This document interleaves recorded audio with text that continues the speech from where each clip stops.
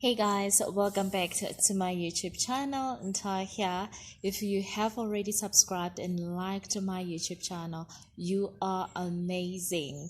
If you are new rather on my YouTube channel, Bona, rest assured, seesaw. Like I'm also new on this. So let's do this love thing together, shall we? Awesome. So basically today it is the continuation of Love Introduction 101, and yeah, I don't know how I feel about it. And today I actually decided to record outside because I need all the energies right here. There are monkeys, so don't mind monkeys and the sounds on my background. Guys, let's get into it. So, on my previous video, I did highlight that I was so in love. I thought that I found my one. I thought I found my soulmate. I thought I was going to get married to him and have lots and lots and lots of babies by him. And he betrayed me. He betrayed my trust.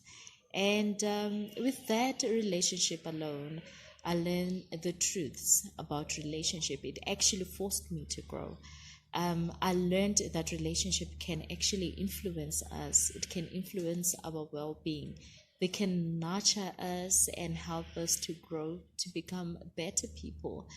And they can also reduce the stress level. And it has been linked that to our overall well-being. And as much as there's everything positive to relationships, there's also everything negative to it. They can change who we are, more especially when we are young and still trying to find our footing. And sometimes they can make us feel safe, they can make us be calm, they can oppress us and actually leave us with all this anxiety, you know. So, being in love or craving for love is the intrinsic part of everyone's life, and everyone deserves to love and be loved. So, trying to move on with my life. I think it's a year later, and I'm from school, and I'm from one of my lecture walls. Yeah, I'm from lecture walls. Basically, that's what I'm trying to say. And I could see this guy's actually staring at me. Oh, by the way, this is how I met this guy. So I could see that he's staring at me, and to me, staring is rude. Simple, period. You just don't stare at somebody. And as I came closer to him, or got closer to him, it confirmed it. Like, this guy was really actually staring at me, but he didn't greet me or anything. So I passed him, and a couple of minutes later, there was a car next to me. He was offering me lift, and I refused. When I saw it was him, I was irritated. And he jumped off his car, he walked me, and we talked. Trust me, we did. We talked, and hours later we exchanged numbers, and that's how it all began. So it was the second sheep, let me call it sheep. It was the second sheep that I got into with somebody who was staying far from me. He was from Limpopo, and I was in Pretoria. So Limpopo is like, what, 4 to 5 hours drive? It depends where you're going, which part of Limpopo you're going to. So he made it. He made sure that he would be the one visiting me, and every time when he visited me, he came with his son. And I fell in love. I think it's one of those things that he picked up when we started talking, that I'm so in love with kids. And I fell in love with this young boy. But the sad part about it is that I wasn't attracted to this man. Like, I was not romantically attracted to him. Not that there was anything wrong with him, but I was really not attracted to him. I saw him more like a brother.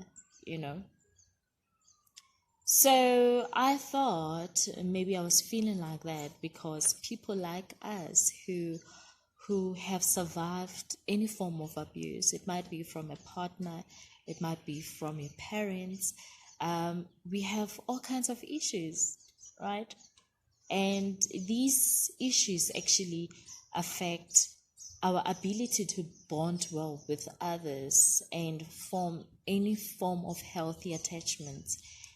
However, it is not impossible to actually make a 360 turn and to just be a brand new person. So at this present moment, I'm thinking maybe it's because I'm still hurt. Maybe you bringing all these maybes into the equations. And he was supportive. I fell in love with the son. My motherly instinct kicked in.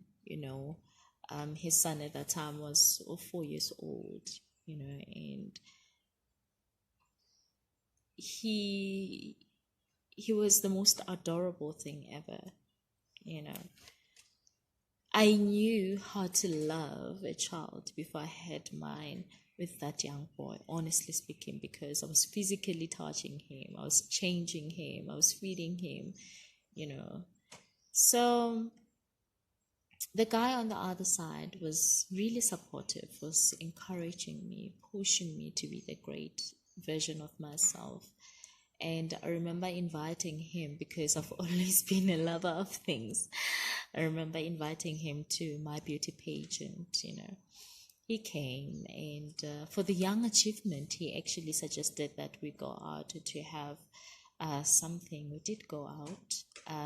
We had our dinner to one of those amazing restaurants. I felt appreciated, and now it was getting late, and he said, let me treat you to a hotel.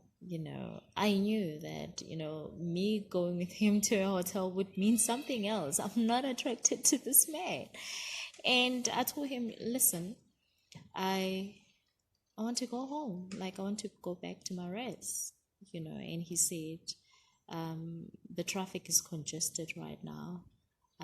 We should wait it off and later we'll drive back. And during this time, we were checking the scenery of the beautiful Pretoria, the lavender city, the lights. It was just so beautiful. I think he was buying time. He was hoping that during this moment I would actually bite into the idea. So now it's getting late. It's really, really late. And I'm like, no, let's go. And he saw that I actually wanted to go. And then we drove, playing music, nice. There was silence here and there. The next thing I remember, I didn't know where I was, but it didn't look like the same direction that I would take to go to my race. So in my head, I was thinking, maybe it's another route, but we're quiet. There is this quietness between us that I didn't understand, and that actually set off my panicked mode. I was panicking. I was shaking like leaves, and it confirmed it when we got to this location. I was thinking, where are we going? This guy said he's from Limpopo. He can't be going to people's houses like this. And the next thing I know, we were parked in front of this gate and lights were on. I didn't say anything. I couldn't even ask him anything. And he was quiet for a couple of minutes, and he said, this is the house that I used to stay in. And I remembered when he told me that he was once married and the wife died, and I never really asked him questions about that or never touched the topic about it because he was never comfortable to talk about it. And then at that moment, I was thinking, so that means they used to stay here. I'm concluding that. And he said, one day when I was from work, lights were on like they are right now. And from outside, it looked like somebody was actually standing on top of the table. So I initially thought that they broke into my house, but I could hear my son crying, you know.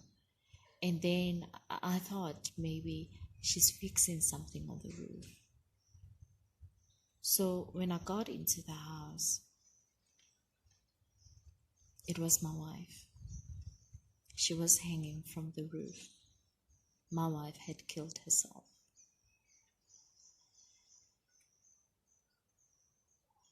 I, at that time, noticed the time on the dashboard. It was around 12 o'clock midnight. I asked myself, couldn't he choose a better time to tell me this? Why is he telling me all this right now? Like, his timing is very bad, I couldn't say anything. I couldn't utter anything. I was shocked because this is one subject he just never touched. The silence between us grew to be toxic,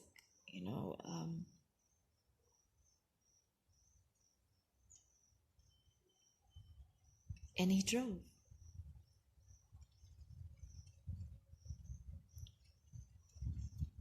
The next thing I know, we are parked in a bush somewhere.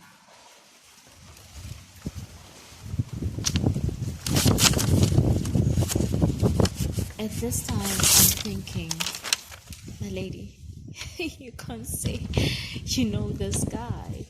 How long have you known him? 3 months? 4 months? You can't say you know him, And what was going through my head was that, oh my God, what have I let myself into?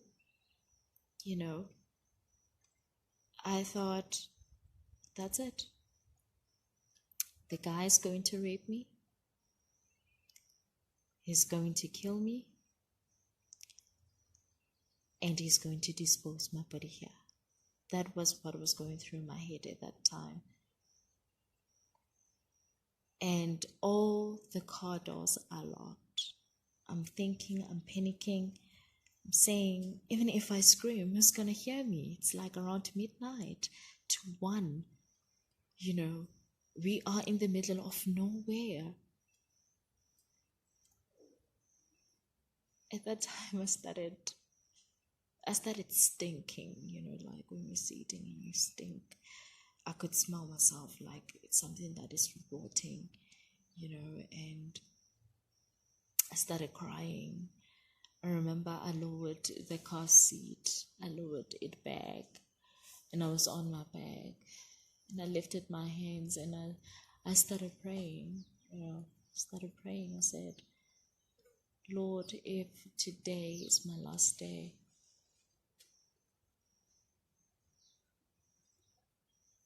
forgive me, and let my family find my body so that I can at least have a proper burial.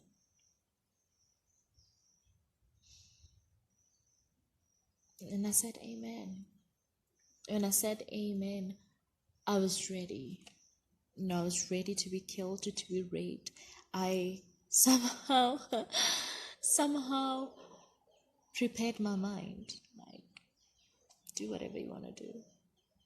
I was numb as well.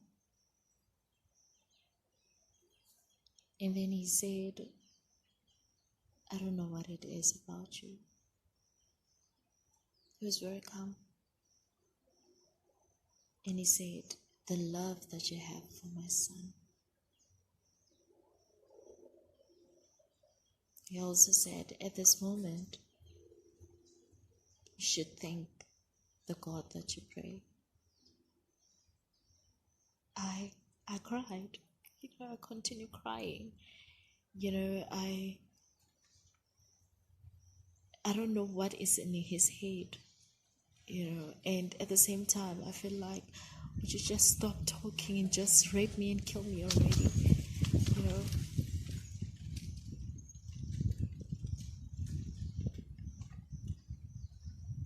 It felt like we sat in that car for hours, and later he started the car again. And I remember seeing the lights from our race, and I was relieved. I was so relieved. And then he parked by the main gate. Still, the car doors were very loud. I couldn't scream because I didn't want to make him angry, I was thankful that I was there. Then he said, the lights here are too bright. He started the car engine again. Like, oh my God, this is the end. Like, he changed his mind. And then we went to the other entrance and he parked his car. And we were both quiet. And he said, first day when I saw you,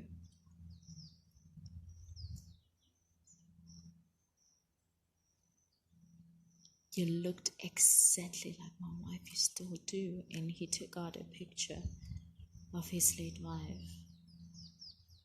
When people come to me to say that, Ntar, you look like so and so, I'll be the first to dismiss that. Like, guys, you're crazy. This time I looked like her. You'd swear that he took my pictures, like he stole my pictures somewhere. I looked like her, guys.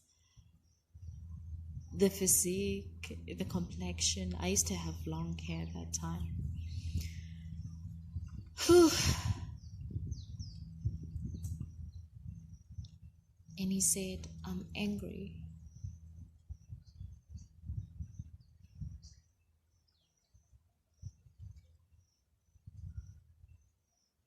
I'm so angry, and my intention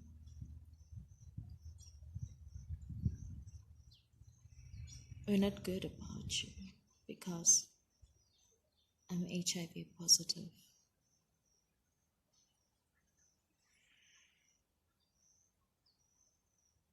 My intention was to infect you like my wife did.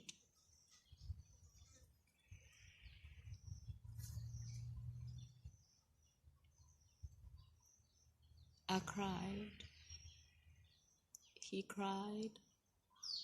We were both crying. And he said, because you love my son so much.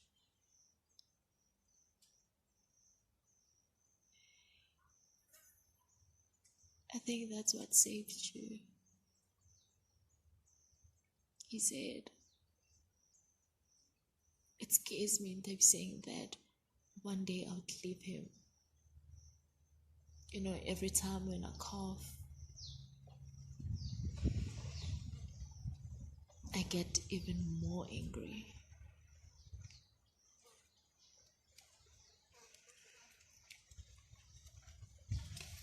He unlocked the car doors. Lord knows I wanted to run. I just wanted to run for my life, but I couldn't. He came to my side and he opened the car doors for me. The car door for me, and instead of me running, I gave him a hug. And we cried even more. He said, I have infected a lot of girls, and I'm not proud, but it's because I am angry.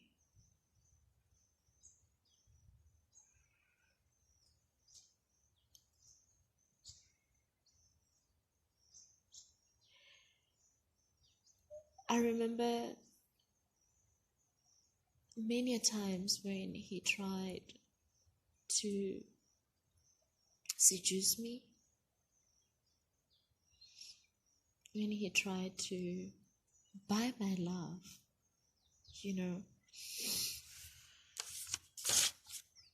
and I realized that we are bored. Most of us, we are bored.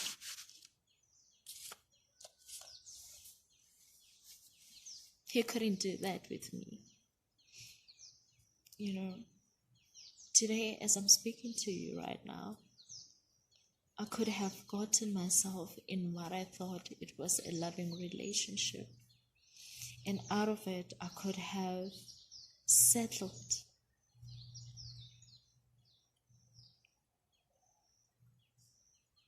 Most of the time, we tend to say that we want people who love us, who would respect us.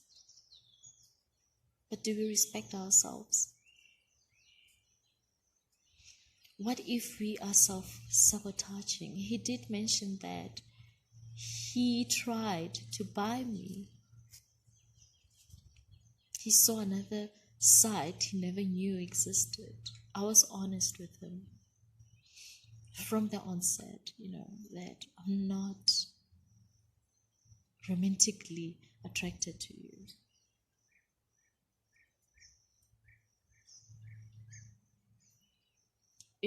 I learned to give myself time after that. I learned to eliminate engaging in negative talks about myself. I've learned that from that ship.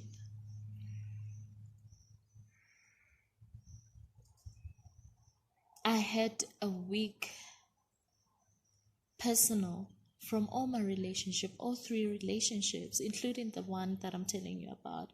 I had a weak personal boundaries. My first relationship broke me. My relationship with my parents broke me. And I am the first to admit that my picker was broken. I realized that you choose who will prove that your internal view of yourself is true. It means that if you put a happy face, like everything is okay, when everything is not, then your honesty and your integrity are demolished.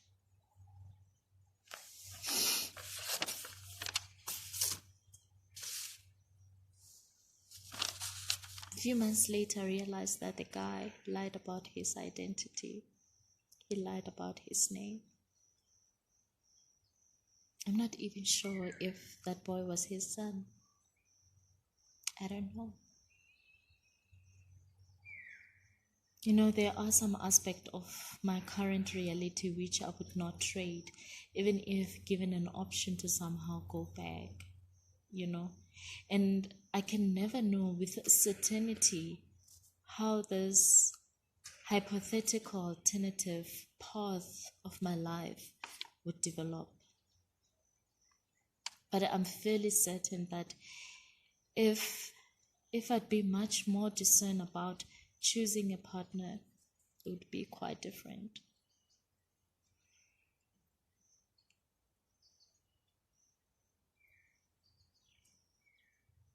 He almost gave me AIDS.